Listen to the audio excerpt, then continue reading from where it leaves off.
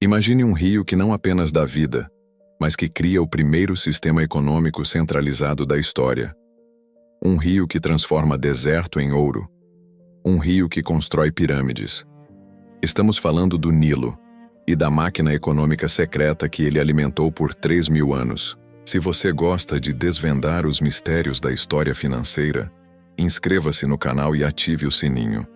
Porque hoje, vamos revelar como o Egito Antigo inventou algo que governos modernos ainda tentam replicar: o controle total da riqueza de uma nação.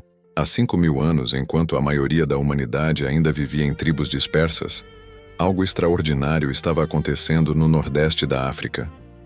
O rio Nilo, com seus 6.650 quilômetros, não era apenas uma fonte de água. Era um relógio, um calendário vivo. E mais importante, era previsível. Todo ano, entre junho e setembro, as chuvas das montanhas da Etiópia faziam o Nilo transbordar. Mas não era uma enchente caótica, era uma inundação programada que depositava milhões de toneladas de lodo negro e fértil sobre as margens. Enquanto outras civilizações lutavam contra a natureza, os egípcios aprenderam a dançar com ela. E aqui está o segredo. Essa previsibilidade permitiu algo revolucionário.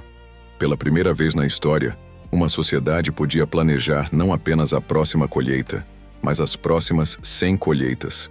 Isso mudou tudo, porque quando você pode prever o futuro, pode controlar o presente. Por volta de 3.100 a.C., o faraó Narmer unificou o Alto e o Baixo Egito. Mas a verdadeira unificação não foi política, foi econômica. E o Nilo foi o arquiteto. Os faraós perceberam algo genial. Se você controla o rio, controla a comida. Se controla a comida, controla as pessoas. E se controla as pessoas, controla tudo. Nascia assim a primeira economia centralizada da história. O sistema era brilhante em sua simplicidade. O Estado, personificado pelo faraó, considerado um deus vivo, era o proprietário supremo de todas as terras ao longo do Nilo. Não havia propriedade privada como conhecemos. Os camponeses trabalhavam a terra, mas não a possuíam. Eles pagavam impostos não em moedas, mas em grãos, gado e trabalho. Aqui está a parte fascinante. O Egito praticamente não usava dinheiro. Era uma economia de redistribuição.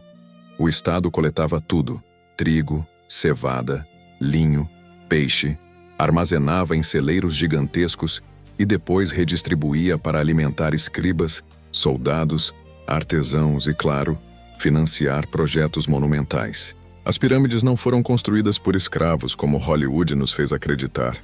Foram construídas por trabalhadores assalariados pagos em rações de pão, cerveja e cebolas.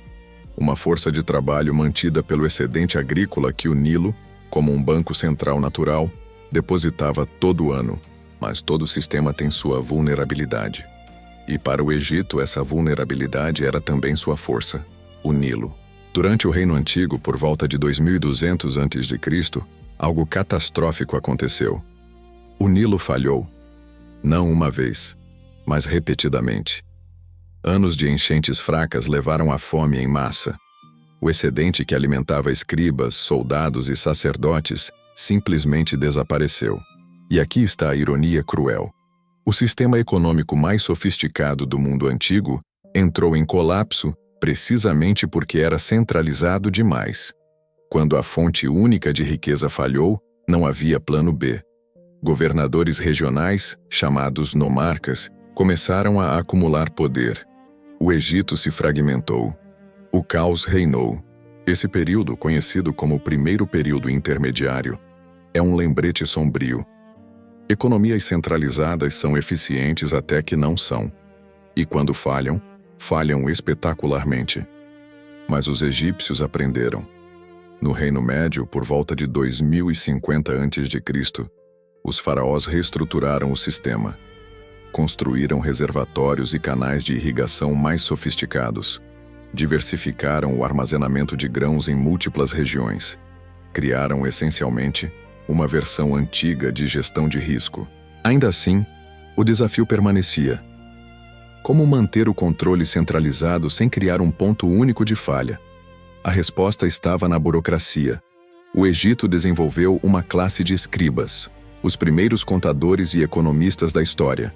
Eles registravam tudo: cada saco de grão, cada cabeça de gado, cada hora de trabalho. Papiros encontrados revelam uma obsessão pela contabilidade que faria um auditor moderno orgulhoso. Havia registros de impostos, inventários de armazéns, folhas de pagamento, até relatórios de produtividade. A economia egípcia não era apenas centralizada, era meticulosamente documentada. Essa burocracia criou estabilidade, mas também rigidez. Inovação era desencorajada. Por que arriscar quando o sistema funcionava há séculos? O Egito tornou-se conservador, resistente à mudança. E essa seria sua eventual ruína. O auge da economia centralizada egípcia chegou no Novo Reino, especialmente sob Ramsés II, no século XIII a.C.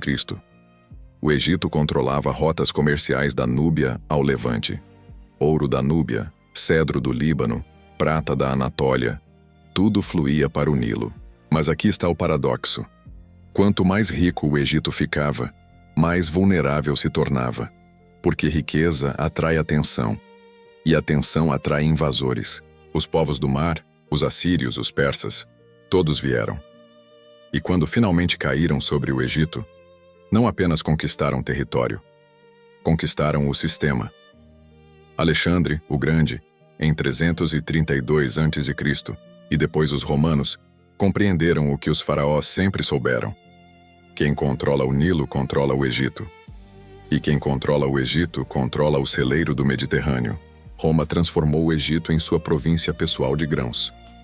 A economia centralizada que os faraós construíram continuou operando, mas agora alimentava legiões em vez de pirâmides. Então, o que aconteceu com esse sistema econômico revolucionário?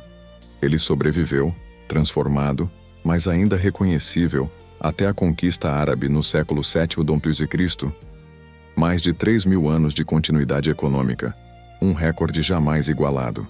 A economia centralizada do Egito finalmente morreu não porque falhou, mas porque o mundo mudou. O comércio global de especiarias, as rotas da Rota da Seda, a ascensão do Islã, tudo isso criou novos centros de poder econômico. O Nilo, que um dia foi o coração da economia mundial, tornou-se uma artéria regional, mas as lições permaneceram. Os bizantinos, os árabes, até os otomanos, todos estudaram e imitaram o modelo egípcio de controle estatal da agricultura e redistribuição de recursos. Hoje, quando olhamos para as pirâmides, vemos monumentos à ambição humana. Mas deveríamos ver algo mais. Testamentos a uma máquina econômica que funcionou por milênios. O Egito Antigo nos ensinou que economias centralizadas podem gerar estabilidade e monumentos impressionantes. Mas também nos mostraram os perigos.